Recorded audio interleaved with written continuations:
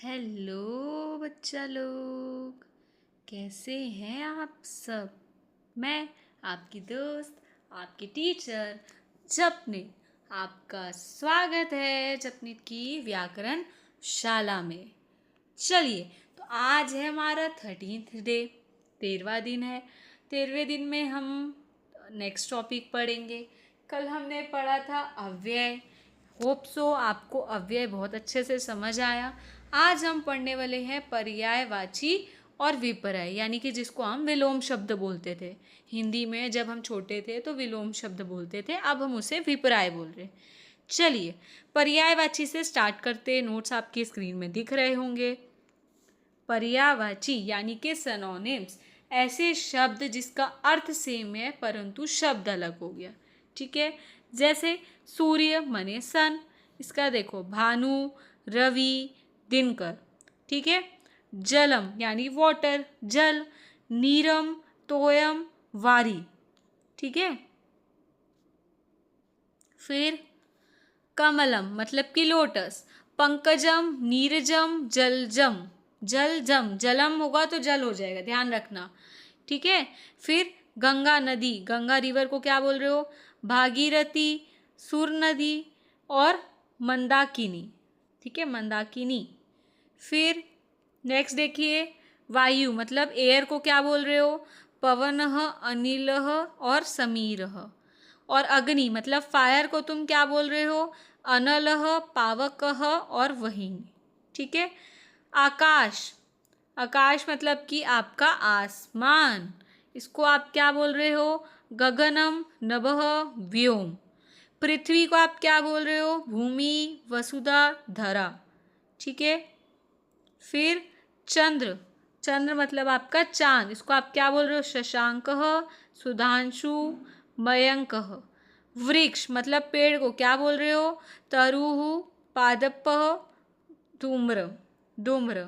ठीक है, उसके बाद पुष्पम यानी फ्लावर को आप क्या बोल रहे हो, सुमन अस, सुमनस। ठीक है, कुसुमम, प्रसूनम। गृहम मतलब घर को तुम क्या बोल रहे हो, सदनम, निकेतनम, आलय। ठीक है, आलय, आलय। ठीक है, आ की मात्रा ल के बाद नहीं है तो आलय। उसके बाद समुद्र मतलब कि ओशन, इसको तुम क्या बोल रहे हो, सागरः, जलधि, रत्नाकरः। मेघ मतलब कि क्लाउड, मेघ मतलब कि क्लाउड, इसको आप क्या बोल रहे हो, इसको आप क्या बोल दे रहे हो, जलद, वारिद, घन। ठीक है, ईश्वर मतलब प्रभु, गॉड, इसको आप क्या बोल रहे हो, प्रभु, भगवान, जगदीश, जगत का ईश। ठीक है, जगत का ईश्वर, जगदीश। ठीक है, सिंह मतलब कि लायन, वन राज, वन का राजा, मृगेंद्र और केसरी। गजह, गज मतलब कि हाथी, इसको आप क्या बोल रहे हो, हस्ती, करी, कुंजरह। ठीक है, आशु मतलब घोड़ा, इसको आप क्या बोल रहे हो, तुरंग, घोटक, हाय, तुरंग, घोटक, हाय। सर्प मतलब कि स्नेक, इसको आप क्या बोल रहे हो, भुजंग, नाग, विषधर, जिसमें विष है। खग मतलब कि चिड़िया, इसको आप क्या बोल रहे हो, विहग, पक्षी, नभचर, नभचर। ठीक है, राजा मतलब कि किंग, नृपः, भूपति यानी धरती का पति और महीपति। माता मतलब कि मदर, जननी, अम्बा और धात्री। ठीक है, पिता मतलब कि फादर, जनकः, तातः, प्रसूता। पुत्र, पुत्र मतलब बेटा, सन, तनयः, सूतः और आत्मजः। ठीक है, 25th डॉटर, पुत्री, इसको आप क्या बोल रहे हो, तनिया, सूता, आत्मजा। मतलब ये जो है आपके बेटा बेटी का सेम है, बस आ की मात्रा आ जा रही है तीनों में। ठीक है, रिलेट करके याद करोगे तो अच्छे से याद होता है। मित्रम मतलब कि दोस्त, सखा, सुहृद, बंधु। नदी, सरिता, तटनी और तरंगिनी। ठीक है, फिर पर्वत मतलब कि माउंटेन, अचलः, गिरि, शैलः। रात्रि मतलब कि नाइट, निशा, रजनी, यामिनी, निशा, रजनी, यामिनी। वनम मतलब कि फॉरेस्ट, अरण्यम, काननम और विपिनम। ठीक है, ये सब क्लियर हुए, आपको ये सभी क्लियर हो गए। हमने कितने पढ़े?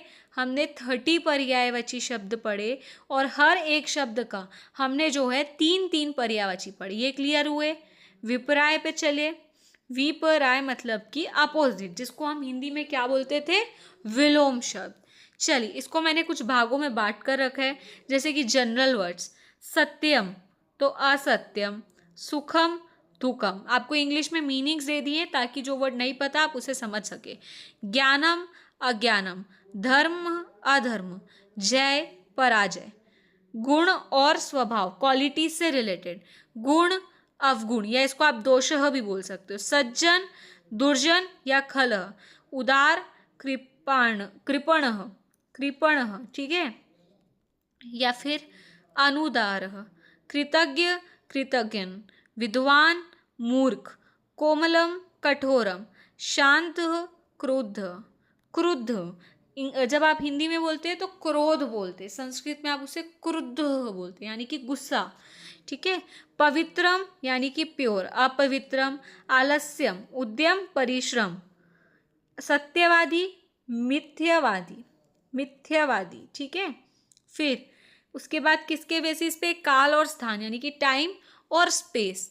ठीक है। दिनम रात्रि ही, प्रातः सायं, सायं मतलब कि शाम, अद्य श्वः, अत्र तत्र, ऊपरी अधः, ऊपरी मतलब ऊपर, अबव मतलब, ठीक है, और अध मतलब कि बिलो, उसके नीचे।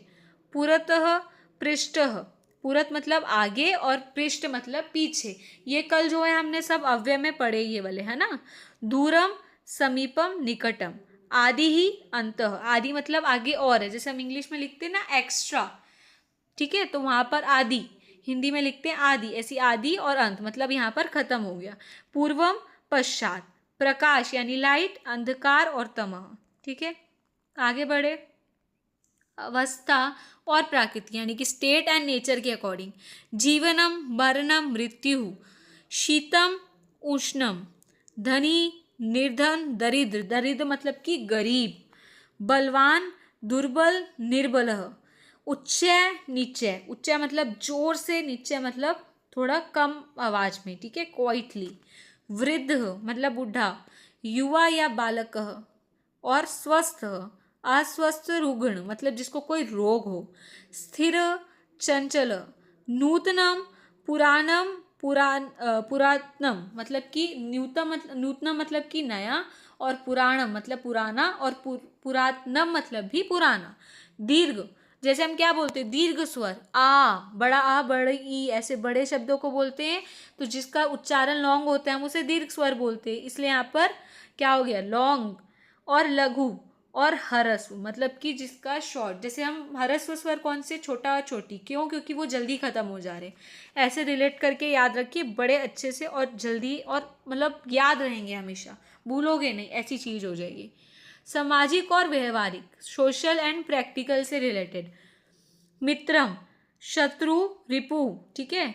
आदर अनादर अपमान, लाभ हानि, क्रय विक्रय, यश अपयश, वरदानम शापः, अनुराग विराग और द्वेष, सफलम विफलम और असफलम, सार्थकम निरार्थकम, उत्तीर्ण अनुत्तीर्ण।